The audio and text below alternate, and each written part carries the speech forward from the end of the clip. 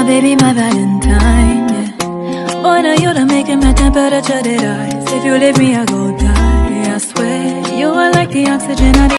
Hi guys, my name is Noni Matikela. Welcome to the Noni M podcast. Today I want us to talk about the Senzo Meyiwa case and the clues that we are getting regarding what's happening with the Senzo Meyiwa case and other previous cases that had happened before in our lives that we didn't know about. That they were on TV, we were not paying attention. Maybe we were young to even care. But guys, now that we are elders, we are paying attention to news and things that are happening around us. Haibo, Unjabulo drops isigaxa city. The people that were involved in that case of General Sibiya and his co-accused Utramat. Guys, Utramat, Uti, a prosecutor that was maliciously prosecuting them, is no other than state prosecutor George Baloyi, the George Baloyi who is involved in the Senzo Meyiwa case, who moved from Boksburg Court, lower court, to Pretoria High Court with the case, putting it like this as if he's a baby. That's George Baloyi son.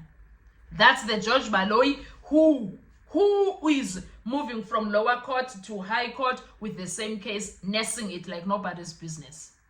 So he was involved in that malicious prosecution of who's this man? Come on now. General Sibiya and his co-accused Utramat.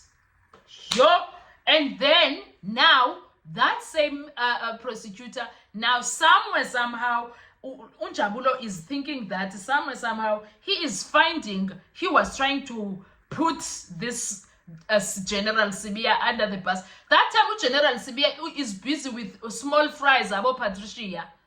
Busy about small fries of Patricia, they are ruining his image and character assassination instead of being vigilant of the prosecutor there who wants him underneath the bus or even worse, under the train.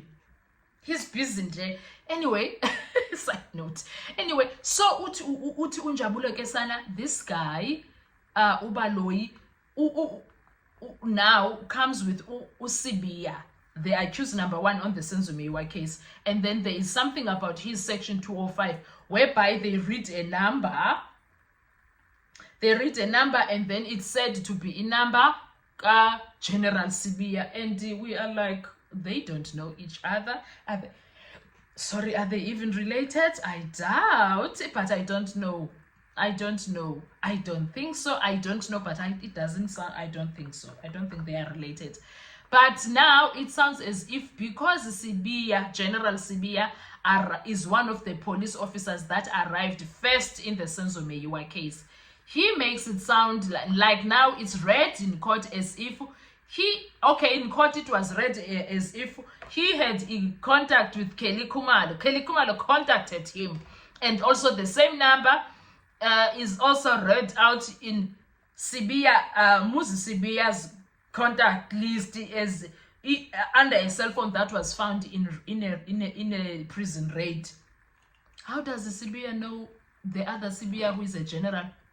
Does he know him? Guys, kuningi. Mina ngiyothuka njalo.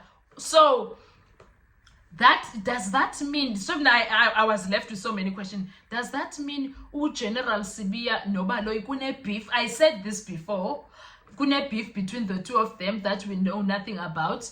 Engekho clear, but iyavakala nje because Baloyi is always trying to put him in problems that are happening in front of people's eyes, because that case, it was malicious prosecution against the General Sibiya and his dramatic, is it dramatic or dramatic, whoever his name is, yes. And now he is also finding a way to rob him in this Senzo Meyiwa case. Okay, fine. In this one, he was part of it as a police officer who arrived first. But what is Baloyi trying to do with Usibiya General there? With the general? What is he trying to do? Is he not done with him? Is he feeling like, I need to get you first before you get to me? What's going on?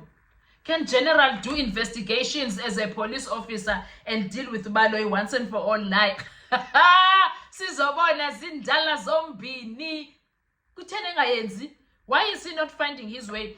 And why is the general... Come on, man. Why is he not using the same resources that that Baloyi is using to get to him also? Why? Why Amiaka? Because clearly, there is a beef that is happening between the two of them. But is the main skaka is that once again he tried to make something. Maybe at that time when it was being said, we did not pay attention, especially as the YouTubers, because we did not put 1 and 1 together and get 2. But Unjabulo did put 1 and 1 together and was like, hi, but that time this happened, and now this is happening, this number is being called here, and this and this and this. And then also the other thing that is quite interesting is that Ukininda and others were involved in something that has to... Ooh, okay, let's go to another video with that information, because wow, this is a lot. What are your thoughts when it comes to all of this? What do you think is going on with Ubaloyi or Smiya? Kota, something is going on between those two. Whatever it is, it's big. Anyway, thank you so much for watching. I'll see you on our next video. Bye-bye. Now, what Mastermind must remember that who is being accused of trumped up charges here? Who is the DPP that was prosecuting them? Guess what his pet is? Baloyi, Advocate George Baloyi. And this was in the year 2016, not mistake. Because remember, they were charged the first time, and then the charges were provisionally withdrawn.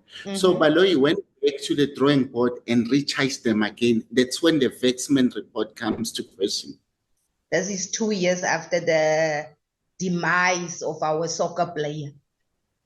Yes. But now the incident we've taken away in 2010 of the Zimbabwe. The incident, yes, happened in 2010. But then they were charged by Advocate Baloyi in 2016. Yes. Now, what he's saying there, what is clear is that a malicious prosecution, trumped up charges, manufactured evidence by the DPP. Wow. Now, that is very hard hitting, because now that's a very same person that goes on, and after Vexman reports, then they went on in charge. Real Mastermind must understand these things. We're doing these things so that we can bring context, as well as the clear understanding in terms of how do we end up where we are? Where are we coming from? Yes, because we said we're dealing with the credibility. Yes. So now here we are sitting with a state prosecutor who was previously accused by a senior police officer, not one senior police officer, by 2 very senior police officers of maliciously prosecuting them, trumping charges up against them. And here we sit with 5 accused persons. None of them is literate, and the same thing is happening, is repeating it. History is repeating itself again. And now we must say that this prosecutor is credible.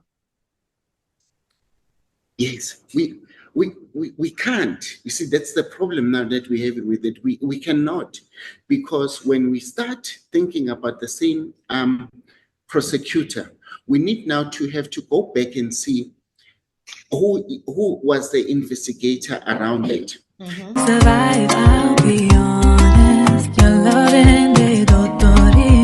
I am so obsessed. I want to chop your kabi ule. Your body they pack me.